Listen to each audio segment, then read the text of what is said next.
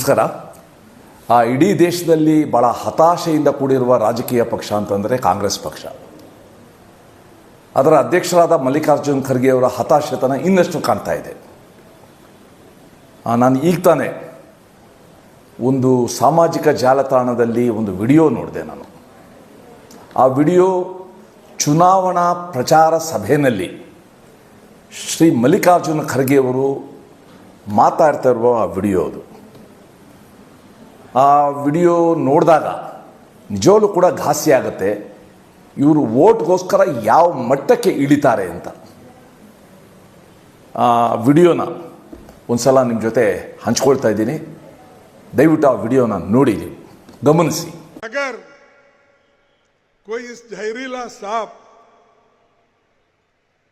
आपके सामने से गुजर रहा है और आप नमाज भी पढ़ रहे हैं, नमाज तोड़ के उस जहरीली सांप को मारना, ये कुरान में कहा है.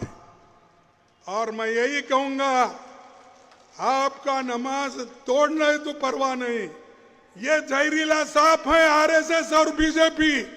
इसको अगर आप नहीं मारेंगे आप कभी बचेंगे नहीं. इसीलिए भाइयों, तो आप मेरे को जल्दी ಈಗ ನೋಡಿದ್ರಿ.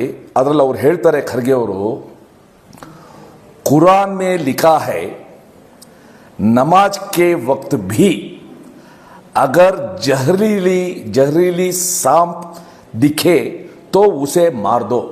ಮುಸಲ್ಮಾನರಿಗೆ ಹೇಳದ್ದು, ನೀವು ನಮಾಜ್ ಮಾಡುವಾಗ, ನಮಾಜ್ ಓದುವಾಗ ಮಧ್ಯೆ ಏನಾದರೂ ಕೂಡ ಒಂದು ವಿಷಪೂರಿತ ಹಾವು ಬಂದರೆ ನೀವು ನಮಾಜ್ನ ನಿಲ್ಲಿಸಿ ನೀವು ಆ ಹಾವನ್ನು ನೀವು ಸಾಯಿಸ್ಬಿಡ್ಬೇಕು.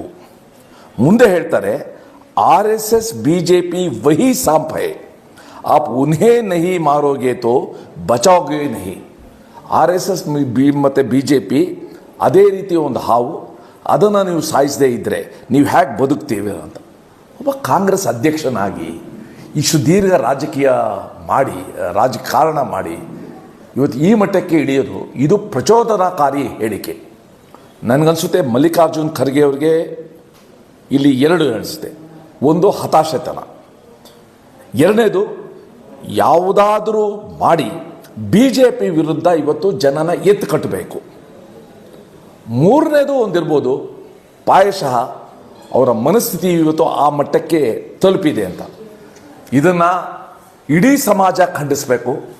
ಕಾಂಗ್ರೆಸ್ಸಿನ ಹತಾಶೆತನ, ಮಲ್ಲಿಕಾರ್ಜುನ್ ಖರ್ಗೆ ಅವರ ಈ ಮಾತು ಸಮಾಜದ ಆರೋಗ್ಯಕ್ಕೆ ಅತ್ಯಂತ ಮಾರಕ, ಸಮಾಜದ ಭವಿಷ್ಯಕ್ಕೆ ಅತ್ಯಂತ ಮಾರಕ, ದೇಶದ ಭವಿಷ್ಯಕ್ಕೆ ಅತ್ಯಂತ ಮಾರಕ. ಕಾಂಗ್ರೆಸ್ಸೇ ದೇಶದ ಭವಿಷ್ಯಕ್ಕೆ ಅತ್ಯಂತ ಮಾರಕ ಅನ್ನೋದನ್ನು ಮಲ್ಲಿಕಾರ್ಜುನ ಖರ್ಗೆ ಅವರ ಈ ಹೇಳಿಕೆ ಇವತ್ತು ರುಜುವಾತು ಮಾಡಿದೆ. ಸಮಾಜ ಇವತ್ತು ಎಚ್ಚೆತ್ತುಕೊಳ್ಬೇಕಾಗಿದೆ. ನಮಸ್ಕಾರ. ರಾಜಧಾರಿ ಟಿವಿ, ಅಡೆತಡೆ ಇಲ್ಲದ ಪ್ರಜಾದಾರಿ.